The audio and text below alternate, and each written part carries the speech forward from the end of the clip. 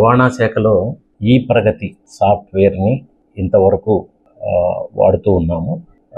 అది కొన్ని technical issues వల్ల ఆగిపోవడం వల్ల రవాణా శాఖలో ముఖ్యమైనటువంటి ఈ ఫిట్నెస్ సర్టిఫికేట్స్ జారీ చేయడం అనేది నిన్న మధ్యాహ్నం నుంచి నిలిచిపోయాయి.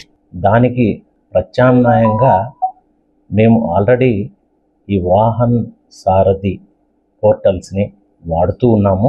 సో లైసెన్సుల విషయంలో ఎటువంటి ఇబ్బంది లేదు.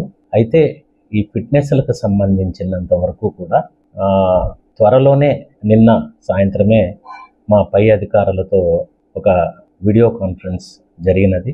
దానిలో ఏవైతే ఇప్పుడు ఎమర్జెన్సీగా చేయవలసిన ట్రాన్సాక్షన్స్ ఏవైతే ఉన్నాయో వాటిని త్వరితగతిన వేరే ఆల్టర్నేటివ్ సాఫ్ట్వేర్ మేము ఆల్రెడీ వాహన్లోకి ఇంటగ్రేట్ అయ్యాము.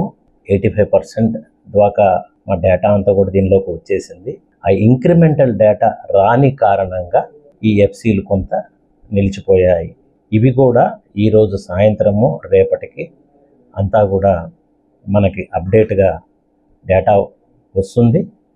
వచ్చిన వెమ్మటే ఈ ఎఫ్సి సేవలు ఏవైతే నిలిచిపోయాయో అవి కూడా రెస్టోర్ చేయడానికి అవకాశం ఉంటుంది.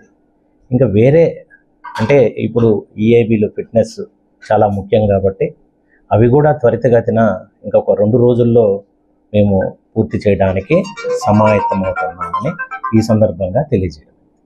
ఈ సంధి కాలంలో ఈ 3 రోజుల కాలంలో రాష్ట్రమంతటా ఈ సాఫ్ట్వేర్ కారణంగా ఈ సేవలు నిలిచిపోయాయి కాబట్టి ప్రతి ఒక్కరికి తెలుసు. ఈవెన్ మేము కేసు రాసేదానికి కూడా ఈ వీసీఆర్ యాప్ అనేది నిలిచిపోయింది కాబట్టి ఎవరు కూడా దీనికి ఆక్షేపణ పెట్టరని నేను భావిస్తున్నాను. ఈ వాహనదారులందరూ కూడా ఏదో ప్యానిక్ గురి కాకుండా వాళ్ళ ఏవైతే ఫిట్నెస్ సర్టిఫికెట్స్ జారీ చేయడంలో కానివ్వండి, మిగతా సేవలు ఏవైతే ఉన్నాయో వాటిని త్వరితగతిన అంటే ఆల్రెడీ పై అధికారులు కొన్ని సూచనలు చేశారు. వాటికి అనుగుణంగా ఈరోజు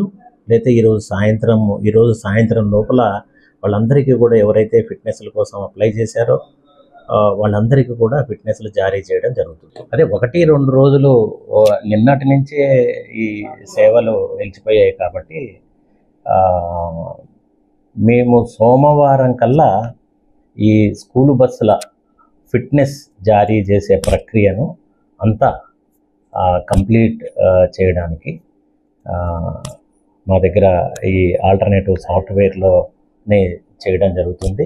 సో వారు కూడా ఎటువంటి ఒత్తిడికి కానీ ప్యానిక్ కానీ గురి కాకూడదు అని నేను ఈ సందర్భంగా తెలియజేస్తున్నాను.